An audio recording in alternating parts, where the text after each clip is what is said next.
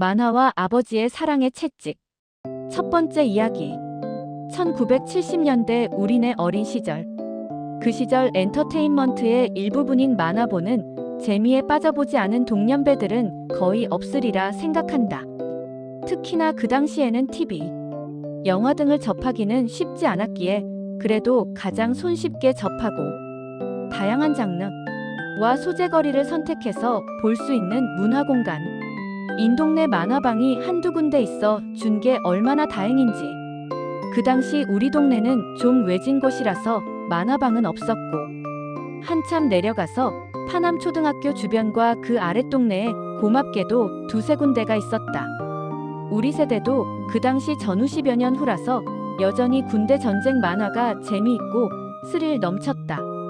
나는 특별히 1.2차 세계대전의 독일군과 싸우는 연합군 장교인 캐리라는 주인공을 좋아해서 캐리가 나오는 만화는 거의 섭렵할 정도였다. 만화에 등장하는 생생한 장면들이 떠오른다. 기관단총, 대포, 대전차포, 2인승 오토바이, 대전차 지뢰 등. 그래서 그때 동네 아이들도 그런 만화의 영향을 받아서인지 모였다면 편을 갈라서 소대, 분대 나누어 군대 놀이를 하며 작전, 본부, 총싸움, 육박전 등 군사놀이를 하기 일쑤였다. 산에 가면 숲이 우거진 곳을 보면 나무를 헤집고 들어가 본부를 만들고, 사령탑 행세를 하며 무전치고 작전하다라는 신용하며 실전을 방불케 하는 총싸움과 각개전투, 육박전을 하며 몸에는 상처도 나서 다치기도 했지만 재미있게 놀곤 했다. 여하튼 이쯤 하고, 그 당시 만화를 빌려보려면 한 권에 5원, 10원 했고 세트, 시리즈 전체를 빌려보려면 50원에서 100원은 있어야 5권에서 10권 빌려올 수 있었다. 우리들 주머니에 돈이라고는 말렀고 가끔 세뱃돈 모아둔 쌈지돈 풀어서 보기도 하고, 그것도 없는 날이면 그날은 집안 청소하는 날이 된다. 가장 먼저는 장판 들춰보기다. 아랫목이 아궁이 장작불에 군데군데 불에 타고 눌어붙은 장판을 한번 들치면 어떻게 들어갔는지는 모르지만 10원짜리, 5원짜리, 1원짜리, 재수 좋으면 100원짜리 등을 건져낼 수 있었다. 습한 흙냄새, 눅눅한 장판 냄새, 먼지가 바닥에 쫙 깔려있고 윗목 구석에는 곰팡이도 쓸어있고, 가끔 기어다니는 다리 많은 돈벌레도 나 살려라 도망가고 군뱅이도 또르르 구슬처럼 굴러가기도 했다. 두 번째는 단스. 화장대 서랍을 죄다 열어서 뒤집는 거였다. 서랍 하나에 동전 몇 개는 건질 수 있고 정리하려면 시간도 걸리지만 어쩔 수 없는 용역이었다. 세 번째는 단스 제일 밑칸을 빼서 온갖 잡것들, 양말, 쪼가리, 메리아스, 빤스 등 숨을 못 쉴 정도로 먼지에 쌓여 빛을 보기만 기다렸다는 듯이 반짝이는 동전을 발견한다. 이렇게 수집한 동전 몇 푼을 가지고 나는 사령탑이 되어 정식이 양수에게 작전 명령을 하달한다. 특수공작대원인 정식이.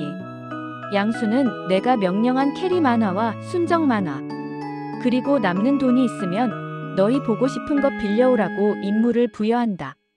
그러면 빛의 속도로 그 먼 곳을 한 걸음에 달려가서 임무를 수행하여 빌려오곤 했다. 만화와 아버지의 사랑의 채찍. 두 번째 이야기. 이렇게 한 걸음에 빌려온 만화책은 봄, 여름이면 우리 삼형제가 항상 가는 우리 집 앞에 있는 밤나무 밑 그늘 아래서 또는 나무 위에 걸터 앉아서 손에 침 묻혀가며 페이지를 넘기고 깔깔대고 웃기도 하고, 가을 겨울이면 온돌방 아랫목에서 이불 덮고 배 깔고 엎드려 각각의 스토리에 진지하게 빠져들어간 모습도 재미있었다. 신간 만화책은 겉표지도 깨끗한 총 1000연색 그림으로 유혹하고, 또 인기 있는 책은 겉표지도 너덜너덜 부시시하고 떨어져 나간 것도 많고 매너 없는 놈들, 왜 손에 결정적인 장면의 페이지가 찢어져 없어진 것도 많았다. 그 당시에는 화장지가 없어서 대용으로 썼는지도. 아마 그때의 나이가 10살에서 12살 정도 된 걸로 기억된다. 동네 만화방에는 그 당시 흑백 TV가 있어서 아이들과 단체로 축구 경기, 복싱 경기, 가장 인기 있었던 박치기 왕 기밀레슬링을 관람하고 연탄, 장작 난로가에 모여 긴 나무 의자에서 만화책도 보곤 했다. 눈치 빠르게 동작 하면 한 권 값으로 두세 권 볼 수도 있었다. 고도의 스킬이 필요한 동작이 있어야 가능하다. 빨리 본 책을 주인 안 볼 때 바꿔치기 하는 거다. 히읗히읗. 이제 다시 집으로 장면을 바꿔서 어느 날까지는 다행히 아무 일도 없이 무사히 지나갔지만 항상 아버지 눈치 보고 마음 졸이던 일이 터지고 말았다. 드디어 항상 신경 쓰이던 일이 왔던 것이다. 결국 꼬리가 길면 잡힌다고 삼형제 장남인 내가 솔선해서 공부는 안 하고 어린 동생들을 유혹해서 만화 공부 함께 빠져버렸으니 아버지는 이런 우리 삼형제의 만화 늪에 빠져있는 사태를 참다 못해 결국 어느 날 드디어 폭발하신 거였다. 빌려온 만화책 모두 압수당하고 우리 삼남매를 포로로 잡아 뒷곁 처마나무에 손을 묶어놓고는 바지에 가죽 혁대를 빼서는 사정없이 우리들 등짝을 내리치면서 이놈들아, 하라는 공부는 안 하고 이렇게 만화책이나 빌려보고 공부 안 하고 시간만 보내면 나중에 커서 뭐가 되려고 그러느냐. 이렇게 하면 나중에 똥지게지고 남의 집 머슴밖에 못한다고 하시며 두 눈을 부라리며 신문하며 장남인 나에게는 두세 배 더 때리셨다. 우리는 울며 불며 소리 지르고 무조건 항복할 수밖에 없었다.